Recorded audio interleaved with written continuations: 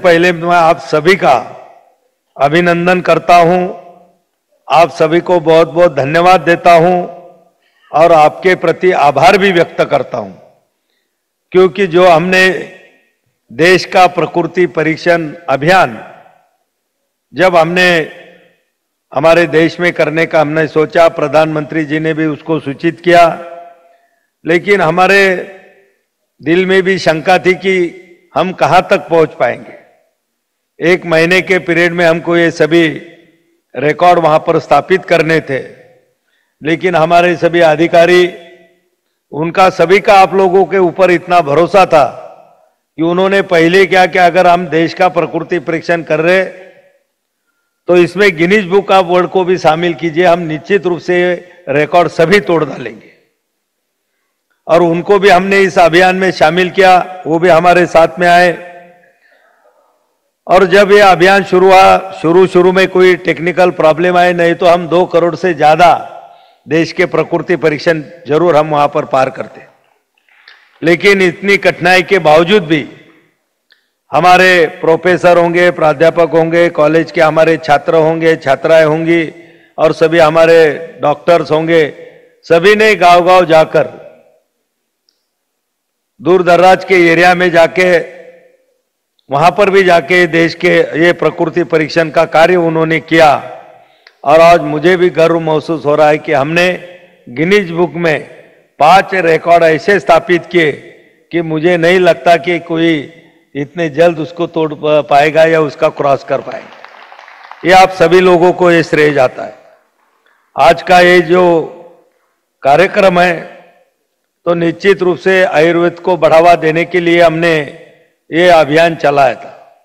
हम देखते हैं कि आयुर्वेद हमारा जो देश की प्राचीन प्राकृतिक हमारी चिकित्सा पद्धति रही है, लेकिन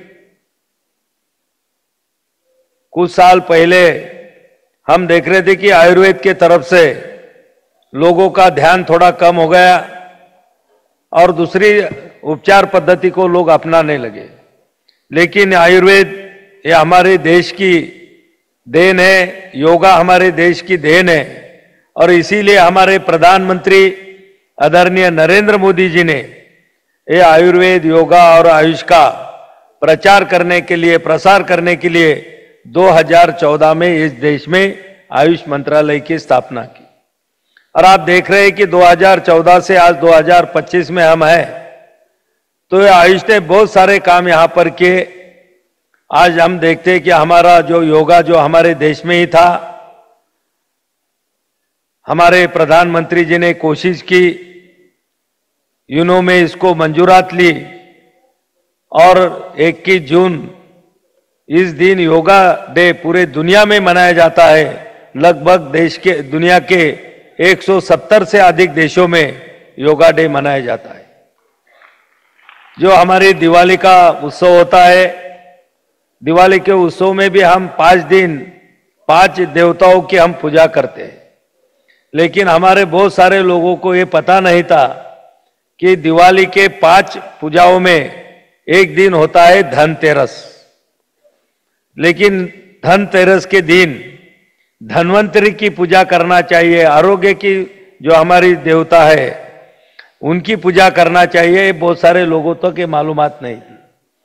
लेकिन अभी हमने आयुर्वेद दिन मनाने का भी हमारे सरकार ने उसकी घोषणा की और उसकी उन्होंने भी मान्यता दी। मुझे लगता है पहले हमने धनतेरस के दिन ही पहला हमारा धन्वंतरी दिवस दिन हमने मनाया था, और उस दिन हम धन्वंतरी की पूजा करने के लिए भी लोगों को प्रोत्साहित करते हैं। हमारे इसमें कहावत है मराठी में, आरोग्य संपत्ति ही खरी संपत्ति। जैसे हम लक्ष्मी पूजन, पैसों की देवता का पूजन, हम लक्ष्मी का पूजन करते हैं, तो हमारी सेहत अच्छी रहने के लिए हमने धन्वंतरी का भी पूजन जरूर वहां पर करना चाहिए, यही सोच है। और इसीलिए वो दिन भी अभी चालू हो गए। आज हम देखते हैं कि बहुत सारे आयुर्वेद में लोग उपचार लेने के लिए या उत्सुक होते हैं या लेने की उनकी इच्छा होती है, लेकिन बहुत सारे उसमें प्रॉब्लम है, बहुत सारी कठिनाइयां हैं, वो दूर करने की कोशिश हमारा मंत्रालय, हमारे सभी सेक्रेटरी, हमारे सभी अधिकारीगण, हम सब मिलकर दूर करने की कोशिश कर रहे हैं। आज हम देखते हैं कि ज्यादातर हमारे आयुर्वेद के डॉक्टर पढ़ाई होने के बाद, डिग्री लेने के बाद एलोपैथी में ही ज्यादा प्रैक्टिस करते हैं। मेरे बहुत सारे आयुर्वेदिक डॉक्टर भी दोस्त है, जब मैं उनके बैठा कि उनसे पूछा मैंने कि भाई आप तो बीएमएस पढ़ के आए हो, आपने डिग्री भी लिए, पोस्ट ग्रेजुएशन करके भी आए हो, तो फिर आप जिसमें आपने पढ़ाई की उसमें आप प्रैक्टिस क्यों नहीं करते हो? तब उन्होंने मुझे बताया कि हम भी उसमें प्रैक्टिस करना चाहते हैं, लोग भी हमसे वो उपचार लेना चाहते हैं, लेकिन कठिनाई ये है कि हमारे आयुर्वेद की दवाई सभी जगह पे नहीं मिलती। अगर हम चिट्ठी लिख देंगे तो दवाई या कोई पेशेंट को नहीं मिलेगी।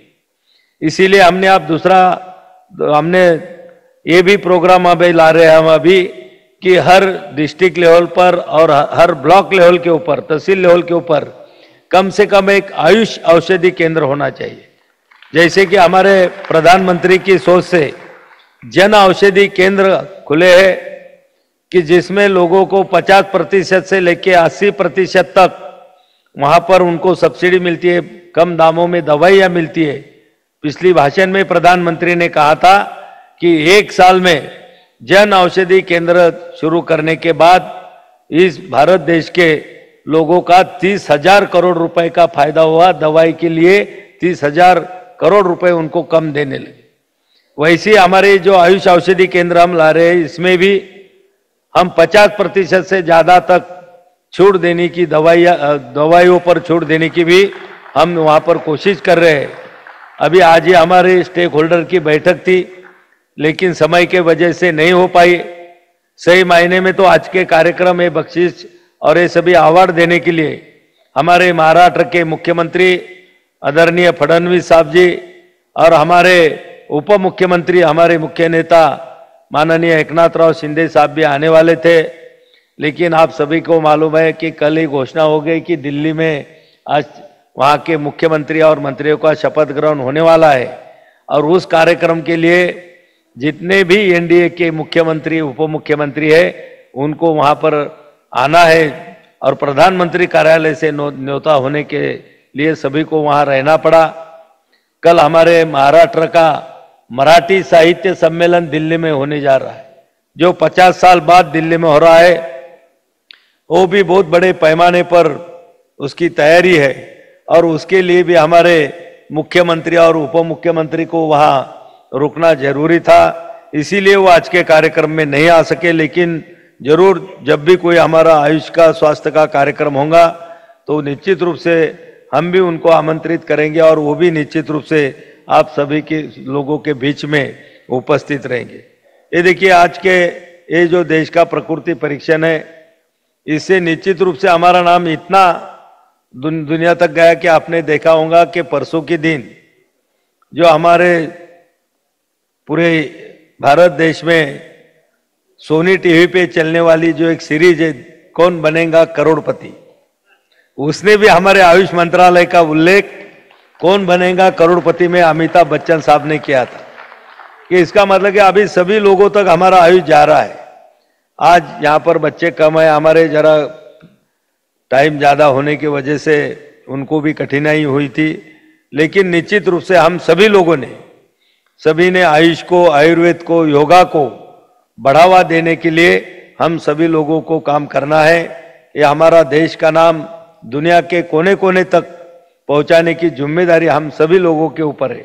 हमारे महाराष्ट्र नहीं, बाकी पूरे भारत देश में भी जितने भी हमारे आयुष में आने वाले आयुर्वेदा हो, होम्योपैथी हो, यूनानी हो, सिद्धा हो, हमारा जो इसमें चलता है लद्दाख में सोवा रिप्पा हो, ये सभी का प्रचार, और योगा, आज तो योगा सभी जगह होने लगा है।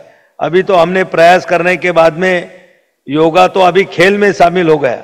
योगा हमारा अभी एशियाड में भी आ गया। अब तो स्कूलों में भी योगा के टीचर भी वहां पर होंगे, बच्चे भी योगा सीखेंगे, और योगा के माध्यम से वो उसमें पार्टिसिपेट करके उनका भी उनसे आगे उनके जीवन में उसका फायदा भी वो लोगों को मिल सकता है। योगा के माध्यम से सर्टिफिकेट बोर्ड हमने बनाया, सर्टिफिकेट दे रहे, हजारों लोगों को भी वहां पर उससे रोजगार मिल रहा है। बहुत सारे योगा सिखाने के लोग बाहर के देशों में भी जा रहे हैं। बाहर के देशों की भी लोगों की डिमांड है कि हमें योगा सिखाने के लिए कोई ट्रेन लोगों को यहाँ पर भेजिए।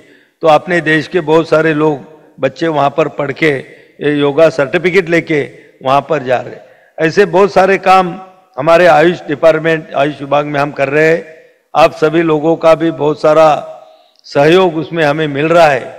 आगे भी हमको ये आयुर्वेद और आयुष को आगे ले जाने के लिए हमें बहुत सारे काम करना है। आप लोगों की भी जो सोच होती है, आप लोगों के भी कोई विचार होते हैं कि हम किस तरह से इसको आगे बढ़ा सकते हैं, कौन सी कल्पनाएं हम इसमें ला सकते हैं, कौन सी योजनाएं हम इसमें बना सकते हैं, तो इसके लिए भी हम सभी लोगों का एक कार्यक्रम जल्द ही हम दिल्ली में लेने वाले हैं कि आयुष के ऊपर मंथन, कि सभी इसमें काम करने वाले अच्छे लोग, अच्छे डॉक्टर, अच्छे साइंटिस्ट और कुछ स्टूडेंट, कुछ वैद्य लोग, ये सभी को साथ में लेके और हम आयुष में, आयुर्वेद में नवाचार जो बोलते हैं कि कैसे नवाचार हम ला सकते हैं और नवाचार के साथ हम इसको आगे बढ़ा सकते हैं। मैं अभी जयपुर में हमारे एनआई में गया था, पर मैंने वहां जाने के बाद में देखा, उसके पहले मेरी भी इतनी कल्पना या मेरे दिमाग में ये नहीं था कि हमारे आयुष में इंटीग्रेटेड इतना अच्छा काम किया जा सकता है। कि वहां पर जो उन्होंने हमारे NI, national institute of Ayurveda Jaipur, कि वहां पर जो इंटीग्रेटेड के रूप में उन्होंने जो कि वहां पर लैब चलाए, बहुत सारे उपक्रम चलाए, बहुत सारे इंस्ट्रूमेंट लाए, और अभी हम इसको आयुर्वेद को हम एआई से भी जोड़ना चाहते हैं, आर्टिफिशियल इंटेलिजेंस, उससे भी हमें आयुर्वेद और आयुष को हमें उसके जोड़ना है।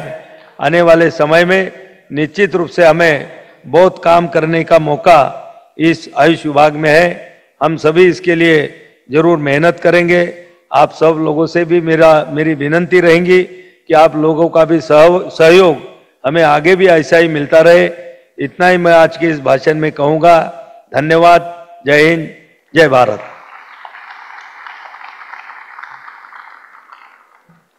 आदरणीय मंत्री